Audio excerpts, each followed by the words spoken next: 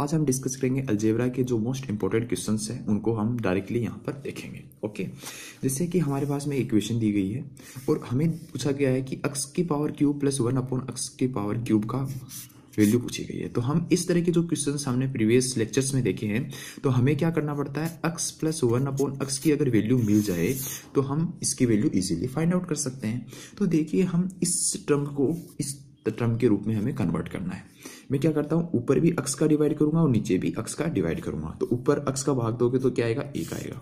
नीचे क्या बचा, x बचा, माइनस का 2 बचा, प्लस 1 अपॉन x आ गया, बराबर 1/3। ऊपर वाले टर्म बराबर, नीचे वाले टर्म बराबर। तो मैं क्या लिख सकता हूँ इसको, x प्लस 1 अपॉन x, ये 2 बचा, 2 को इस साइड लेके आ जाऊंगा। ओके, तो मेरे पास में कितना आ गया, 5 आ गया। अब मैं क्या करूंगा, मुझे x प्लस 1 अपॉन x की वैल्यू आ गई 5 और मुझे क्यूब की वैल्यू निकालनी है, तो इसका क्यूब कर दो और इसका भी क्यूब कर सकते हैं। अब देखिए, हम एक तरीका तो वो होता है कि आपने क्या किया, x प्लस 1 अपॉन x का क्यूब किया और ये 5 का भी इस साइड में क्यूब कर दिया। तो आपके पास में कितना आ जाएगा, x क्यूब प्लस ये x cube plus 3x dot 1 upon x से कोष्टक में x प्लस x करते हैं, x का x से कैंसिल कर देते हैं, इसकी हमें वैल्यू निकालनी है। तो ये कितना बचा, ये मैंने p मान लेता हूँ जिसकी वैल्यू निकालनी है 3x प्लस 1 अपॉन x की वैल्यू मेरे पास पहले 5 आ चुकी थी, इंटू मैंने 5 कर दिया और 5 का क्यूब कितना, 125। अब मैं इसको घटा सकता हूँ और p की वैल्यू मेरी आ जाएगी। ओके, ये मेरी वैल्यू आनी है, घटा सकते हो, 15 घटाना है इसके अंदर से, जो कि मेरी 110। ओके, अब देखो हम इसकी वैल्यू बहुत ही इजी तरीके से कैसे निकालते हैं। हम 1 सेकंड 10 सेकंड में हम इसकी वैल्यू निकाल सकते हैं।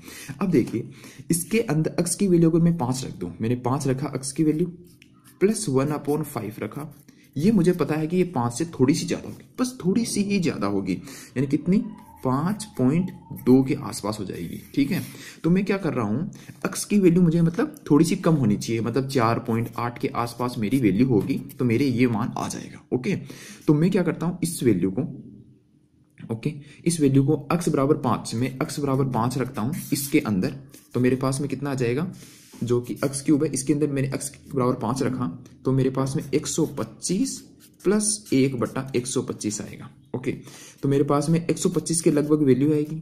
हम पहले भी देख चुके हैं कि x की वैल्यू हमें मानने कितनी चाहिए थी, 4.5, मतलब थोड़ी सी कम मतलब हमारे ऑप्शन में ये है, तो हमारा ये ऑप्शन डायरेक्टली हम हिंट कर सकते हैं। आप चाहो तो कन्वेंशनल तरीके से कर सकते हो, आप चाहो तो इस तरीके से भी इसको सोल्व कर सकते हो। ओके, हमारा जो नेक्स्ट क्वेश्चन है ये है, इसमें देखिए कि हमें इस तरह में जो ऐसे सीजीएल है उस तरह के क्वेश्चन जरूर देता है, एक ना एक। ओके, देखो हम करना क्या होता है, इस तरह के क्वेश्चंस हैं उसको क्या करना पड़ेगा, हमें पूरी की पूरी वैल्यू इस साइड लेनी पड़ेगी।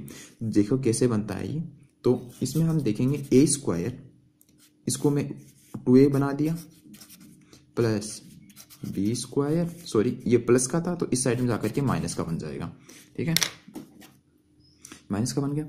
अब मैं क्या कर सकता हूँ, b स्क्वायर, ये माइनस, ये 2 भी है तो इसको आप कन्वर्ट इधर ले जाकर के देख लीजिए, आपके पास में ये आना चाहिए। ओके,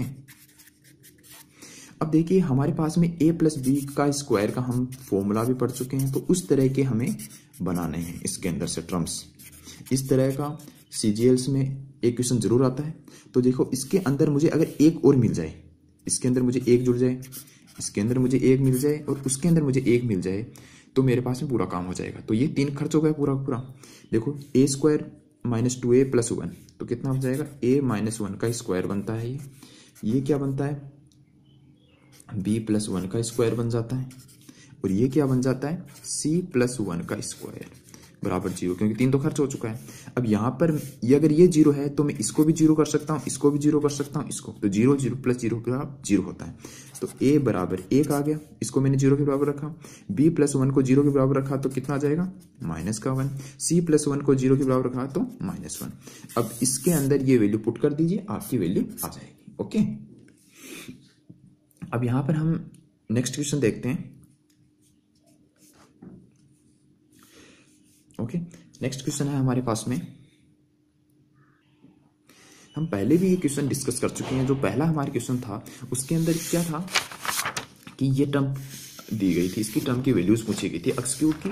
अब यहाँ पर भी हमें यही टर्म दिया गया है। ओके, है। तो हमारे पास में अक्स स्क्वायर की वैल्यू पूछ ली गई है, तो हम इसको अगर थोड़ा सा कन्वर्ट करने की कोशिश करें तो हमारे पास में यही वैल्यू है 1/x प्लस अक्स स्क्वायर प्लस 1/x स्क्वायर, यही वैल्यू दी गई है। ओके, तो इसके अंदर हमें इस तरह की कन्वर्ट करना है, तो मैं क्या कर सकता हूँ, अक्स का भाग दे दो इसके अंदर, ठीक है।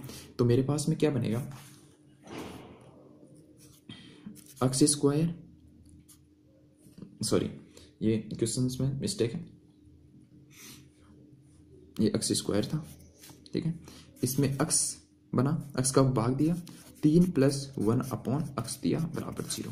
तो मेरे पास में अक्स प्लस 1/x की वैल्यू कितनी आ गई, 3 आ गई, ठीक है। इसकी जगह 3 कर देंगे, प्लस इसका मुझे स्क्वायर ही करना है। अब मैंने इसका स्क्वायर किया और इधर का भी स्क्वायर किया, तो सॉरी 9 बन गया है, 3 का स्क्वायर। तो x square plus 1/x square plus 2.x बराबर 9। यहाँ से कितना, ये कैंसिल हो गया, ये 2 घट जाएगा तो 7 + 7 बराबर 10 आपकी वैल्यू आ जाएगी। Okay, next question.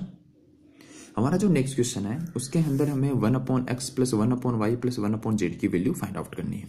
तो ये अगर 0 है तो इसको भी 0 मान सकता हूँ, इसको भी 0 मान सकता हूँ, इसको भी 0 मान सकता हूँ, और 0 ही आएगा। इसको 0 के बराबर रखा तो क्या होगा, 4x - 3 एक में रख के बता रहा हूँ, ये 0, ये 0 से 0 हो गया, तो x बराबर कितना आएगा, 3/4। वैसे ही y बराबर कितना आ गया, 3/4। z बराबर कितना आ गया, 3/4। इसके अंदर वैल्यू रख दो, 3/4 रखोगे तो उल्टा ऊपर हो जाएगा, कितना हो गया, ये 3 बार है 3 संख्या, तो 3/4, 3 से 3 तो 4 आपका आंसर आ गया। ओके, इसका दूसरा तरीका भी होता है जो कि कॉम्प्लेक्स है, इसलिए आप छोड़ दीजिए, चाहिए करना चाहो तो देखो, अक्स का भाग दे दीजिए इसके अंदर, अक्स का भाग दोगे 4 - 3/4, इसमें भी 4 बचेगा, वो का वो, इसमें भी बचेगा बराबर 0। 4 4 4 12 हो गया, और इस पूरे को माइनस है तो इस साइड में ले गया मैं, तो 3 कॉमन आ जाएगा, इस 3 को 4 से डिवाइड कर दूंगा तो इसकी वैल्यू 4 आ जाएगी। ये भी तरीका होता है इसका। नेक्स्ट जो है हमारे पास में, नेक्स्ट जो क्वेश्चन है वो भी सेम है। आपको इस तरह के क्वेश्चंस में बोल रहा हूँ पहले भी आ चुके हैं, इसलिए आपको इसको अच्छी तरह से स्टडी करनी है, इसको इस साइड लेके जाना है आपको। तो a² + b² + 4c² बराबर 2a + b - 2c - 3। इसको मैं इस साइड में लेके जाऊँ पूरी पूरी टर्म को, तो a², एक का a के पद के पास में ले जाइए, प्लस b² माइनस का 2b प्लस मैंने इसको 2c का स्क्वायर रखा, कोई गलत नहीं है मेरा अभी तक, प्लस 4c, इसको भी मैं 3 को भी लेके जाता हूँ तो 3 बराबर 0। इसके अंदर वो पहले वाला जो क्वेश्चन था उसी तरह से इसमें 1 जोड़ दूं मैं, इसमें भी 1 जोड़ दूं और इसमें भी 1 जोड़ दूं उस इन टर्म्स में, तो इसकी वैल्यू कुछ नहीं बचेगी। अब मैं इसको क्या लिख सकता हूँ, a - 1 का स्क्वायर, देख लीजिए आप, b - 1 का स्क्वायर प्लस 2c + 1 का स्क्वायर, ओके बराबर 0। तो 0 + 0 + 0, मतलब इस तीनों टर्म को 0 लिख दूं तो मेरे पास में 0 आ जाएगा। तो a की वैल्यू 1, b की वैल्यू 1, इस सबको 0 0 बराबर रखो, a - 1 बराबर 0, b - 1 बराबर 0 और 2c - 1 प्लस 1, 2c + 1 बराबर 0, तो c बराबर -1/2। ये सब वैल्यूज उसके अंदर रख दीजिए, जैसे कि 1 + 1 + 1/4, तो 2 सही 1/4 आपका आंसर आ जाएगा। ओके, अलजेब्रा के अंदर आपको बहुत ही इजीली टर्म से आप किसी भी क्वेश्चन को सोल्व कर सकते हो। आपको 1 या 2 मिनट से ज़्यादा क्वेश्चंस नहीं लगेंगे, आपकी प्रैक्टिस बहुत अच्छी होनी चाहिए। जैसे आपके पास में क्वेश्चन दिया गया है, ये क्वेश्चन है 3 वैल्यूज़ हैं, आपको ये वैल्यू निकालनी है। जैसे मैं इस इक्वेशन को देखूँ, मैं इसको कि y + z है, मैं इस किससे अक्स कॉमन कब ले सकता हूँ, जब मैं इसके अंदर एक अक्स और जोड़ दूं। तो मैं कॉमन लेके देखो, मैं ये आगे कर रहा हूं, इसको मैं क्या कर सकता हूं, अक्स से x + 1 कर सकता हूं, ये मैं पता चल गया। अगर मैं इस साइड में x जोड़ूंगा तो मुझे इस साइड में भी मुझे x से जोड़ना ही पड़ेगा। तो मैंने क्या किया, x + y + z, मैं इस तरह के मैं रूप में कन्वर्ट कर दूं इसको, तो मेरे पास में क्या बनेगा, 1/x बराबर, या आप एक काम कीजिए, पहले तो x + 1 ही लिखिए इसको, तो x + y + z/x। वैसे ही दूसरी टर्म में भी मैं अप्लाई कर सकता हूँ, y² + y, उसमें भी मैंने y जोड़ डाला, y कॉमन लिया, तो 1 + y बराबर x + y + z, और 1 प्लस वाई को क्या लिख सकते हो आप, x plus y plus z बटा वाई। और इसी तरह से आपका जो 1 प्लस जेड आएगा उसकी भी वैल्यू यही आएगी। ओके, अब आपको इसके अंदर रखना है उल्टा करके, तो अक्स क्या रखना है, अक्स बट्टा x plus y plus z, y बट्टा भी आपको ये लिखोगे आप, और जेड बट्टा भी आप यही लिखोगे। इन सब का एलसीएम कर लो, तो x plus y plus z, x plus y plus z बराबर 1 इसकी वैल्यू आ जाएगी। ओके, हमारा जो नेक्स्ट क्वेश्चन है, a plus b plus c बराबर 2s है, और ये हमें इक्वेशन है। अलजेब्रा के इस क्वेश्चन में मोस्ट इंपॉर्टेंट बात है, कोई इसका रेस्ट्रिक्शन नहीं है कि आपको a की वैल्यू क्या मानो, b की वैल्यू क्या मानो, ठीक है। तो हम क्या करते हैं, a की वैल्यू मैंने कुछ भी मान लिया, 0 मान लिया, b की वैल्यू 0 मान लिया, और मेरे c की वैल्यू मैंने 2 मानी। अब मैं बताता हूँ कि c की वैल्यू 2 क्यों मानी मैंने। अगर मैं सबकी वैल्यू 0 0 मान लेता तो कोई भी संख्या, मैंने 1 लिखा, कोई भी संख्या मान ली मैंने a बट्टा 0 की वैल्यू इन्फानाइट बन जाती है, जो कि ऑप्शन में हमारे है ही नहीं, तो हम नहीं कर सकते इसको। और इन्फानाइट किसी का सोल्यूशन होना बहुत मुश्किल होता है, ठीक है, होता है लेकिन बहुत मुश्किल होता है, इसलिए मैंने इसकी वैल्यू 2 मान ली। अब हम मैंने 2 ही क्यों मानी, जिससे कि मेरा जो s है उसकी वैल्यू पॉइंट में ना आए, ठीक है, तो मैंने 2s मान लिया, ठीक है। तो मेरे पास में s की वैल्यू कितनी आ जाएगी, 1 आ जाएगी।